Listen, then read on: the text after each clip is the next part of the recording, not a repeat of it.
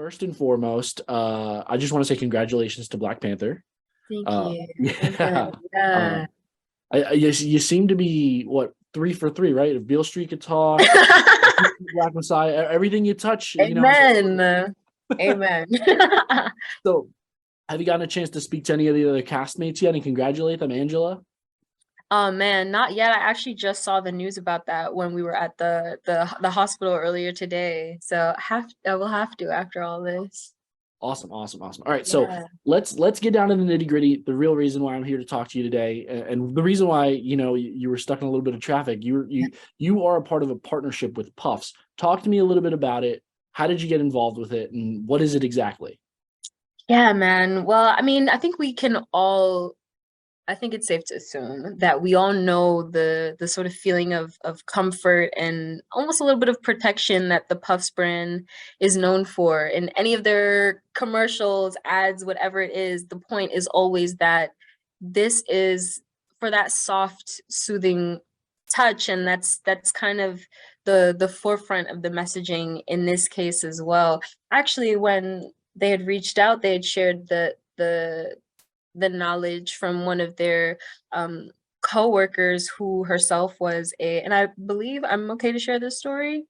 I'm gonna tone it back, but we had learned that Puffs was sort of the go-to brand in other hospitals and centers where patients were being treated because of how reliable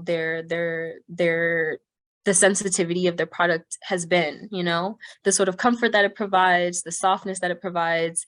It is in fact trusted by different hospitals across the country.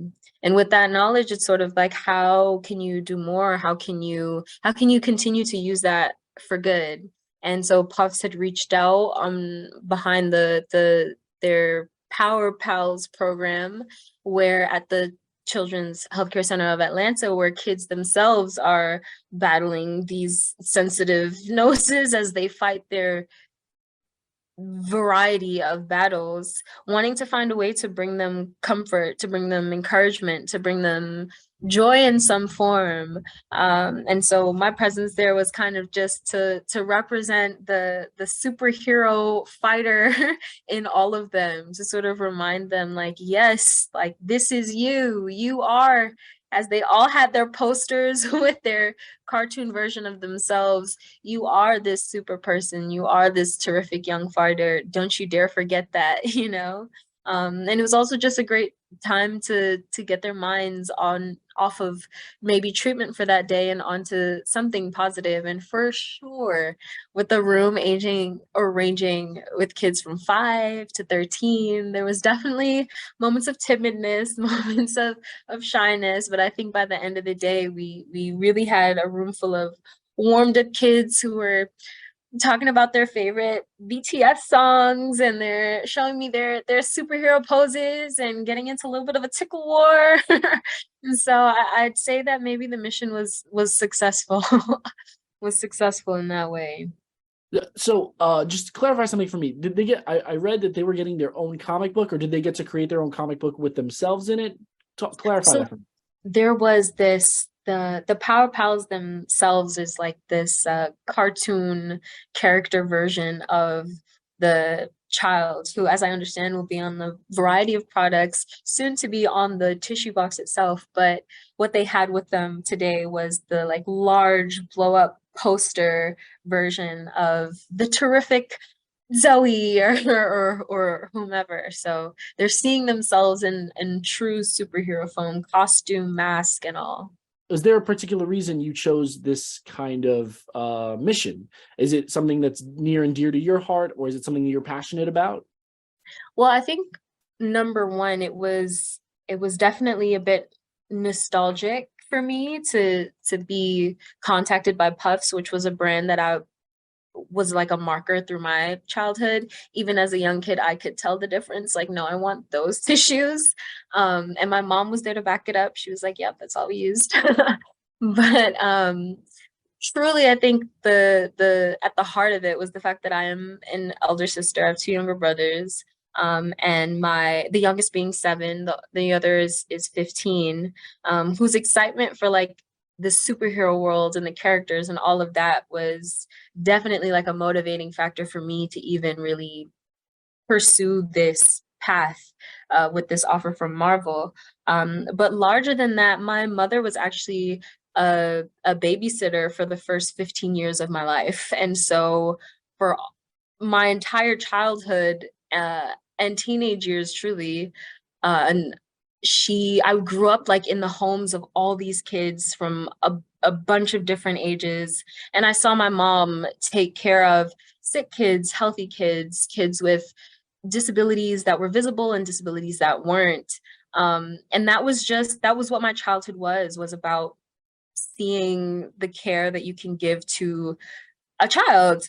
And now to think about, again, like just to think about, again, all of these children who are dealing with their own struggles, or these families that are finding their own ways to continue to put on that brave face for this child who definitely doesn't have the words, or depending on their age, maybe the full understanding of the scope of the issue, but to see them do their best to put on their super face and to go into those situations as strong as they can for their children, and to also now, having spent that time at the hospital, to have met children who themselves are so young but so full of life and energy and passion and force. There was this one kid in particular there's this one kid in particular who, I won't get into the details of what she's dealing with, but when asked to speak about what she's going through,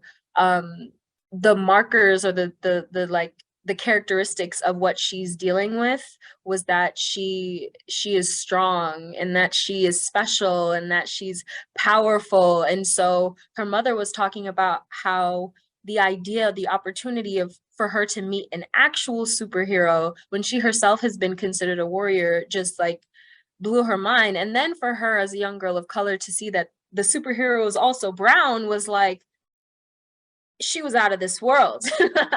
So really for me, I think to hear from Puffs themselves that they do care, that the comfort that I felt as a child was something that they are intentional about, and that it's something that they're still trying to and succeeding in spreading today actively and right here in Atlanta, is definitely something that felt like a genuine and authentic like moment for connection and collaboration in that way. So I'd be remiss if I didn't get a chance to ask you about Ironheart, obviously, as you mentioned it's such a big part of your life.